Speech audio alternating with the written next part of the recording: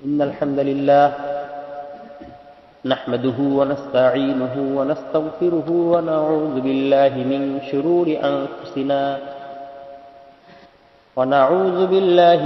شرور أنفسنا ومن سيئات أعمالنا من يهده الله فلا مضل له ومن يضلل فلا هادي له وأشهد أن لا إله إلا الله وحده لا شريك له وأشهد أن محمدا عبده ورسوله أعوذ بالله من الشيطان الرجيم بسم الله الرحمن الرحيم الذين آمنوا ولم يلبسوا إيمانهم بظلم أولئك لهم الأمن وهم مهتدون إن الذين آمنوا والذين هادوا والنصارى والصابئين من آمن بالله واليوم الآخر وعمل صالحا فلهم أجرهم عند ربهم ولا خوف عليهم ولا هم يحزنون الحمد لله দারসুল ঈমানে গত পর্বে আমরা আলোচনা করেছিলাম প্রাথমিক কিছু বিষয়। প্রথম পর্বে আমাদের আলোচনার বিষয় ছিল ঈমান এর উৎস কি, ওয়াহী আল্লাহর পক্ষ থেকে, দ্বীন এবং ইসলাম এটার মূল হচ্ছে ঈমান। এই বিষয়টা আমরা আলোচনা করেছি। এরপরে আমাদের আলোচনা ছিল ঈমান শব্দের মূল শব্দ কি এবং এর অর্থ কি, এবং এর কিছু ব্যবহার আমরা উল্লেখ করেছি। যেমন সূরা ইউসুফের দুইটা আয়াত আমরা উল্লেখ করেছি। যেমন একটা বলছিলাম যে ইউসুফ আলাইহিস সালামের ভাইরা তাদের পিতাকে বলেছিল, মা লাকা লা তা'মান্না আলা ইউসুফ, আপনার কি হলো যে আপনি ইউসুফের ব্যাপারে আমাদেরকে বিশ্বাস করেন না বা আমাদের প্রতি আস্থা রাখেন না। অর্থাৎ এখানে ব্যক্তির প্রতি বা কারো প্রতি বা কোনো বিষয়ের প্রতি সাধারণ বিশ্বাসকেও ঈমান শব্দ দ্বারা প্রকাশ করা যায়। আরো কিছু ব্যবহার আমরা উল্লেখ করেছিলাম। ঈমান কি, ঈমান কাকে বলে, এর পরিচয় কি, সেটা আমরা আলোচনা করেছি। সেখানে আমরা মূল কথাটা ছিল এটাই যে ঈমান শব্দের অর্থ হচ্ছে বিশ্বাস করা, স্বীকার করা, মেনে নাও। আর ঈমান শব্দের অর্থ হচ্ছে বিশ্বাস, স্বীকৃতি এবং মানা। তো ঈমানের অনেক বিষয়বস্তু আছে, এই ক্ষেত্রে ঈমান শব্দের ব্যবহার আছে। আবার এইসব বিষয়বস্তুর প্রতি বিশ্বাস রাখা, স্বীকৃতি দেওয়া বা মেনে নেওয়া, এটাকেও আমরা ঈমান হিসাবে বুঝি। এরপরে আমরা আলোচনা করেছিলাম পারিভাষিক অর্থে ঈমান কাকে বলা হয়। ঈমানের 6টা বিষয়ের প্রতি বিশ্বাস স্থাপন করা, এটা হচ্ছে ঈমানের পারিভাষিক অর্থ। ঈমান বলতে সাধারণত এটাই বোঝানো হয়। আর একটা কি, লা ইলাহা ইল্লাল্লাহ এর স্বীকৃতি দেওয়া বা কালেমা শাহাদা, যেটা সাক্ষ্য দান করা, যার মূল কথা হচ্ছে যে আল্লাহ এবং ঈমানের এই সমস্ত বিষয়ের প্রতি বিশ্বাস স্থাপন করতে হবে অন্তর থেকে, এবং এটার যে রূপ, যেভাবে কিতাবুল্লাহ এবং সুন্নতে রাসূলে বর্ণিত আছে সেভাবেই বিশ্বাস করতে হবে। বাতিলপন্থীদের ভিন্ন মতাদর্শ অনুযায়ী এটাকে গ্রহণ করা বা বর্জন করা যাবে না, বরং কিতাবুল্লাহ এবং সুন্নতে রাসূলে যেভাবে আছে সেভাবেই, ওহীর মাধ্যমে আমরা যেভাবে পাই সেভাবেই এইসব বিষয়ের প্রতি ঈমান রাখি।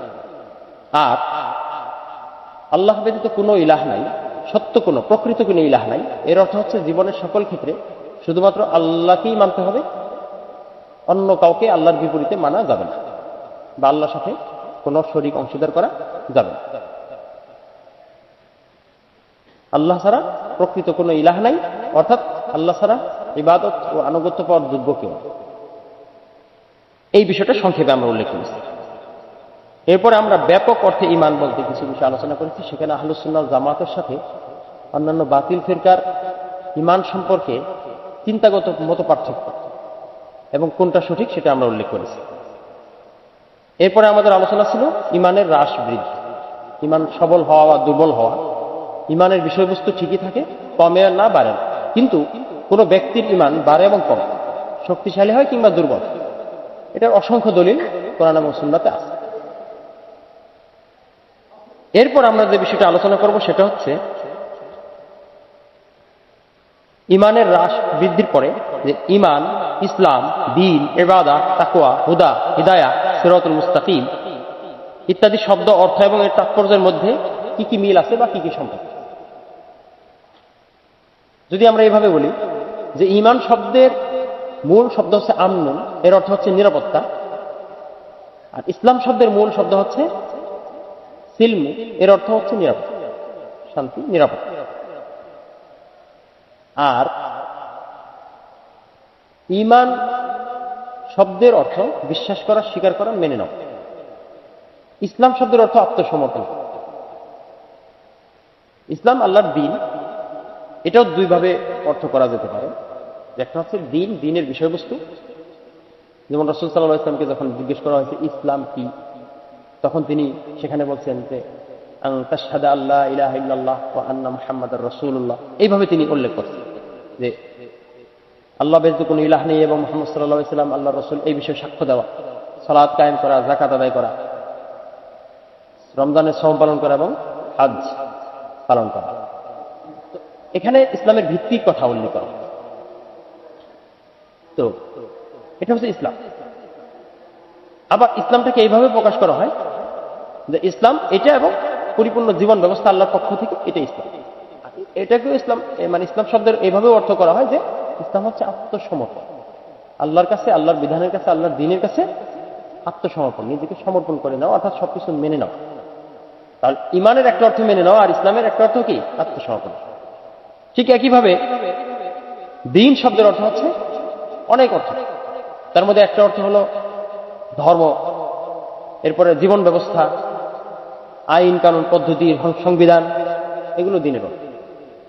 শাসন, কর্তৃত্ব। দ্বীন মানে হচ্ছে কর্মফল। আরেকটা কি? ওই ইতিপূর্বে যেটা বললাম, দ্বীন, ধর্ম, জীবন ব্যবস্থা, আল্লাহর আইন বিধান, এটার আনুগত্য। আলা লিল্লাহিদ দ্বীনুল খালিস, প্রত্যেকটারই দলিল আছে কোরআন এবং হাদিসে। তো এই ক্ষেত্রে ইসলাম শব্দটা ইন্নাদ দীনা ইনদাল্লাহিল ইসলাম, আল্লাহর নিকট ধর্ম, জীবন ব্যবস্থা, অর্থাৎ সামগ্রিকভাবে দ্বীন আল্লাহর নিকট একটা, ইসলাম, এটা বোঝানো হয়। আবার দ্বীন শব্দটা কখনো কখনো আরেকটু ছোট অর্থেও ব্যবহৃত হতো, মানে আরেকটু কম বেশি অর্থে ব্যবহৃত হতো। ওয়ালা ইয়াদিনুনা দীনাল হক, সত্য দিন অনুসরণ করে না। এখানে ইয়াদিনুনা, তারা অনুসরণ করে না, আনুগত্য করে না সত্য দিনে। তাহলে এখানে আনুগত্য একটা অর্থ, আনুগত্য একটা অর্থ। তাহলে তারপরে আপনার দ্বীনের আরো অর্থ আছে, যেমন ধরেন আলা লিল্লাহিদ দ্বীনুল খালিস, একনিষ্ঠ আনুগত্য আল্লাহরই প্রাপ্য। মালিকি ইয়াউমিদ্দিন, বিচার দিনের মালিক। এখানে দিন মানে কর্মফল। তারপরে দিন মানে আইন কানুন, যেমন আল্লাহ বলছেন মা কানা লিয়াখুযা আখাহু ফি দীনিল মালিক। ইউসুফ আলাইহিস সালাম রাজার যে আইন ছিল ওই সময় মিশরে, সেই আইনে তার ভাইকে রাখতে পারত না। এখানে দিন মানে আইন, রাজার আইন, দীনিল মালিক। এখানে ওই সংশ্লিষ্ট রাজার যে আইন সেটাকে বোঝানো। ফিরআউন বলছিল ইন্নী আখাফু আন ইউবাদদিলা দীনাকুম, সে মুসাকে হত্যা করতে চেয়েছিল এবং সে বলছিল যে কেন, আমি আশঙ্কা করি সে তোমাদের দিন নিয়ে পরিবর্তন ঘটাবে। এখানে দিন মানে ফিরআউনের কর্তৃত্ব, শাসন এবং তাদের যে নিয়ম কানুন, জীবন ব্যবস্থা, ধর্ম ইত্যাদি। তাহলে এখানে বিভিন্ন অর্থে দিন শব্দের ব্যবহার আমরা। তো এটার একটা অর্থ আনুগত্য। আবার ইবাদত, ইবাদত শব্দের অর্থ কি? অনেক অর্থ। তার মধ্যে সামগ্রিকভাবে ইবাদত চারটে বিষয়ের অন্তর্গত, চারটে বিষয়ের সমস্যা। একটা হল দাসত্ব, যেমন আব্দ শব্দ দ্বারা দাস কি বোঝায়, কি তো দাস বা দাস, এটাকে কিন্তু আব্দ শব্দ দ্বারা প্রকাশ করা। ওয়ালা আবদুম মুমিনুন, মুমিন দাস। কোরআনে আসছে, অনেক জায়গায় আসছে। ওয়ালা আবদুম মুমিনুন খায়রুম মিন মুশরিকিন, যে মুশরিক অপেক্ষা মুমিন দাস উত্তম। এরপরে আপনার আব্দ শব্দটা বান্দা অর্থে ব্যবহৃত হয়, যেটা আমরা সবাই জানি। আব্দুল্লাহ, ইবাদুর রহমান, এই যে শব্দের ব্যবহারগুলো। তাহলে ইবাদত শব্দের মধ্যে কি কি অর্থ আছে? দাসত্ব, উপাসনা, আনুষ্ঠানিক ইবাদত, পূজা, উপাসনা, বিনয় প্রকাশ করা, নত হওয়া, এরপরে আনুগত্য। আল ইবাদত আল ইতাআত, ইবাদত আনুগত্য। আর আনুগত্যের মধ্যে এটাকে ব্যাপক অর্থে আনুগত্য শব্দের মধ্যে অন্যান্য জিনিসগুলো, অন্যান্য বিষয়গুলো থাকে। তাহলে ইবাদত এর একটা গুরুত্বপূর্ণ অর্থ হচ্ছে আনুগত্য, আল্লাহর আদেশ নিষেধ মেনে চলা। তো এই শব্দ, এই চারটে শব্দ, এই চারটে শব্দের মধ্যে আপনি দেখবেন যে আনুগত্য শব্দটা কমন, মেনে নেওয়া শব্দটা কি কমন। তাহলে ঈমান, ইসলাম, দ্বীন, ইবাদত, এগুলোর সাথে মৌলিক সম্পর্কটা কি, সামঞ্জস্যটা কি, মিলটা কি? মিলটা হচ্ছে এগুলো দ্বারা আল্লাহকে মেনে নেওয়া বোঝা, আল্লাহর আদেশ মেনে নেওয়া বোঝা, আল্লাহর আদেশ নিষেধ এর আনুগত্য করা বোঝা। এবং ঈমান এর যে পারিভাষিক কথা আমরা বলছি, শুধু বিশ্বাস করাই তো ঈমানের শেষ না, এটা হচ্ছে শুরু।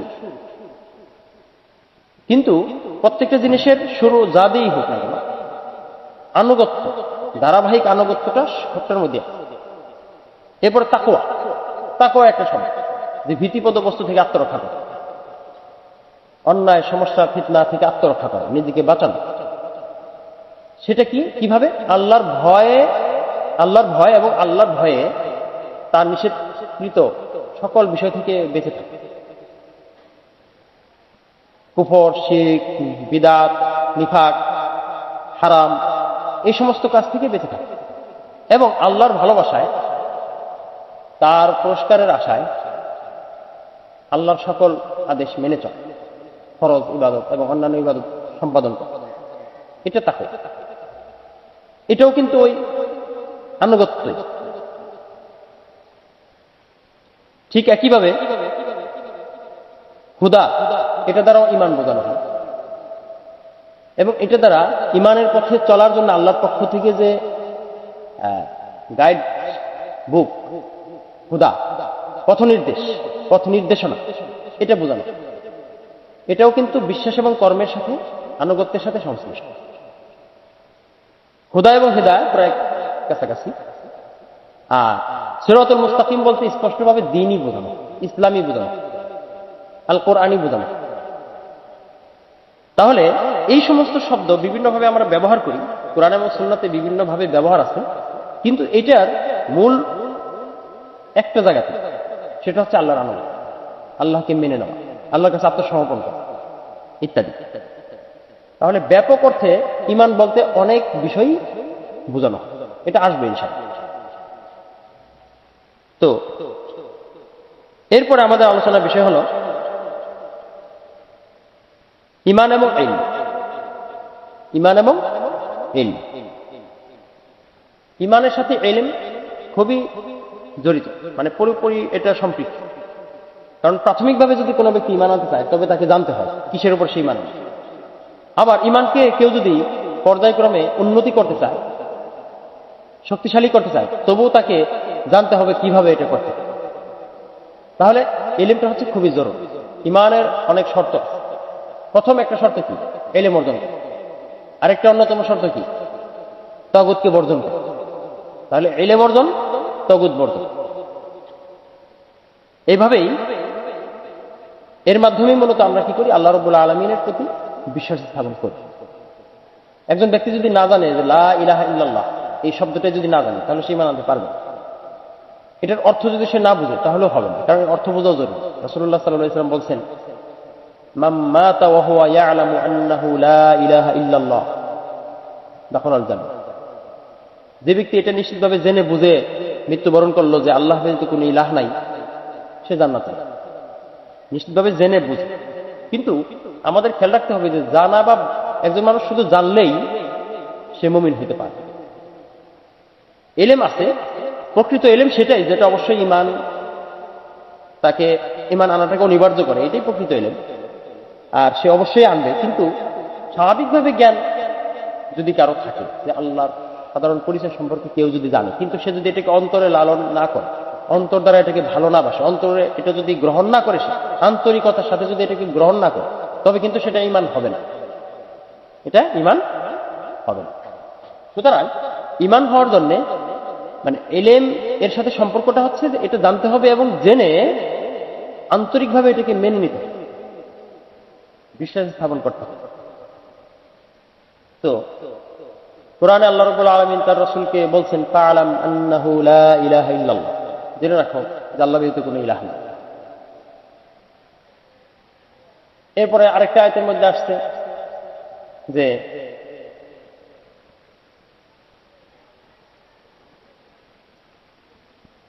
ওয়ালা ইয়ামলিকুল লাযীনা ইয়াদউনা মিন দুনিহি শাফাআহ, তারা আল্লাহকে ছাড়া, আল্লাহকে বাদ দিয়ে বা আল্লাহর সাথে যাদেরকে তারা ইবাদত করে, তারা শাফাতের অধিকারী হবে। ইল্লা মান শাহিদা বিল হাক্কি ওয়া হুম ইয়ালামুন, কিন্তু তার কথাটা বাদ, ব্যতিক্রম, যে সাক্ষ্য দেয় জেনে বুঝে, প্রকৃত পক্ষে সাক্ষ্য দেয়, তার কথাটা ব্যতিক্রম। অর্থাৎ আল্লাহ রাব্বুল আলামিনের কাছে তার মূল্যায়ন আছে যে জেনে বুঝে সত্যের প্রতি সাক্ষ্য দান, জেনে বুঝে যে সত্যের প্রতি সাক্ষ্য দান।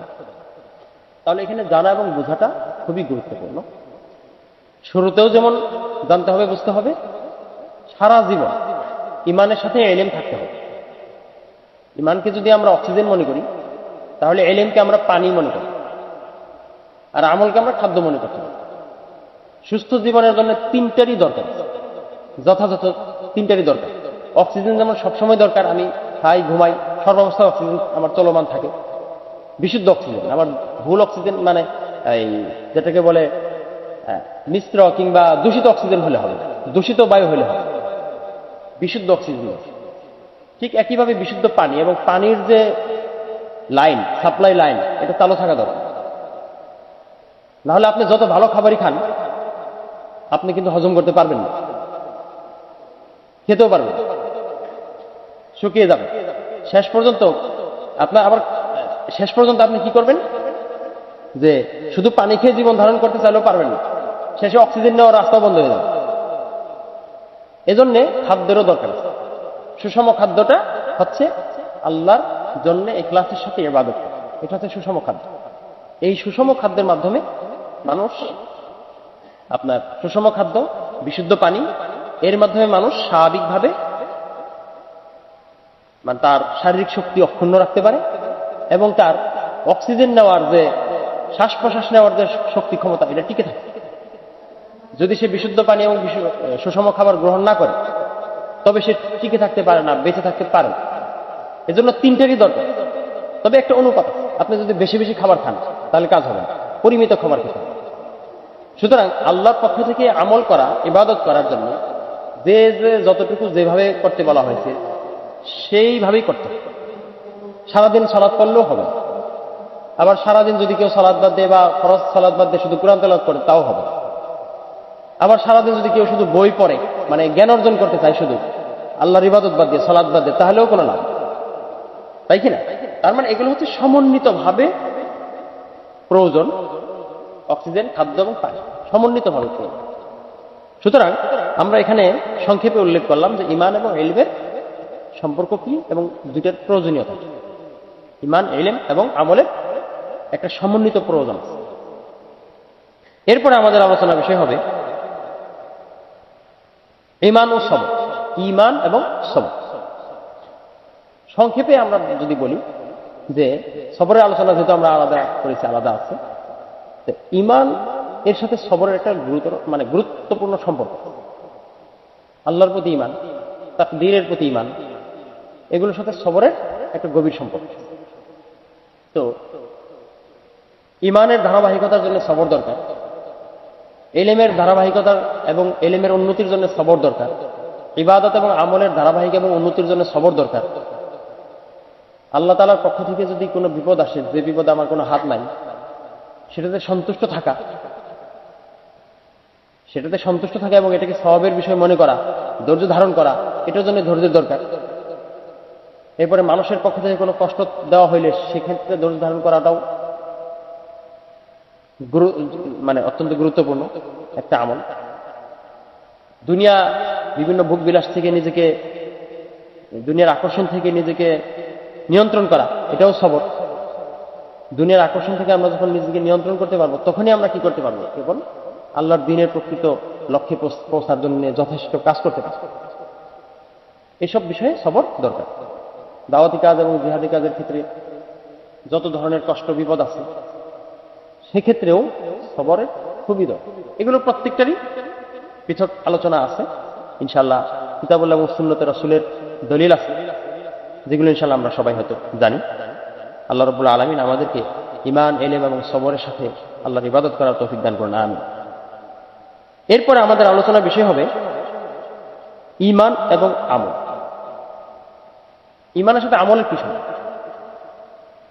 আল কোরআনে ঈমান শব্দটাকে আমল হিসেবে উপস্থাপন করা হয়েছে। যেমন আল্লাহ রাব্বুল আলামিন বলছেন, ওয়াতিলকাল জান্নাতুল্লাতী উরিসতুমুহা বিমা কুনতুম তা'মালুন। আর এই জান্নাত যার অধিকারী করা হয়েছে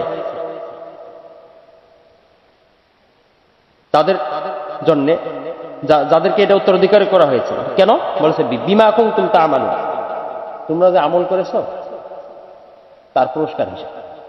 এখানে তা'মালুন এটা হচ্ছে, কেউ যদি ধরেন এখানে তা'মালুন হচ্ছে ঈমানই বোঝানো হয়েছে মূলত, কারণ ঈমানের মাধ্যমে একজন ব্যক্তি জান্নাতে যেতে। তোমাদেরকে যে জান্নাতের অধিকারী করা হয়েছে, তোমরা যে আমল করেছো সেজন্য, তোমরা যে ঈমান এনেছো সেজন্য। এখন ঈমানের সাথে তো কিছু ভালো আমল থাকতেই হবে। এরপরে আল্লাহ রাব্বুল আলামিন দোয়া শব্দটাকে ঈমান অর্থে ব্যবহার করেন। ইমাম বুখারী একটা বাব নিয়ে আসছেন, দুআউকুম ঈমান, তোমাদের দোয়া হচ্ছে তোমাদের ঈমান। আল্লাহ রাব্বুল আলামিন বলছেন, কুল মা ইয়া'বাউ বিকুম রাব্বি লাউলা দুআউকুম। তোমরা যদি ঈমান না আনো, দোয়া না করো, তার কাছে না চাও, তবে এতে আমার রবের কিছু যায় আসে না। কোন মানুষ যদি ঈমান না আনে, এখানে দুআউকুম ঈমান, যে কেউ যদি ঈমান না আনে এবং ইবাদত না করে, এটা আল্লাহ তাআলার যায় আসে না। তাহলে এখানে আমরা দেখতেছি যে আমল, দোয়া, এই শব্দটা দ্বারা ঈমান বোঝায়। এরপরে রাসূলুল্লাহ সাল্লাল্লাহু আলাইহি ওয়াসাল্লামকে প্রশ্ন করা হয়েছিল যে সর্বোত্তম আমল কোনটি? বুখারীতেই আসছে, প্রথম দিকের হাদিস, কিতাবুল ঈমান। সর্বোত্তম আমল কি? তখন তিনি বলছেন, ঈমানুম বিল্লাহি ওয়া রাসূলিহি, আল্লাহ এবং তার রাসূলের প্রতি ঈমান। এরকম অনেক হাদিস আছে যেখানে এরপরে কি, কোথাও আসছে জিহাদ ফি সাবিলিল্লাহ, কোথাও আসছে পিতামাতার সেবা করা, কোথাও আসছে হজ, কবুল হজ, ইত্যাদি ইত্যাদি আসছে।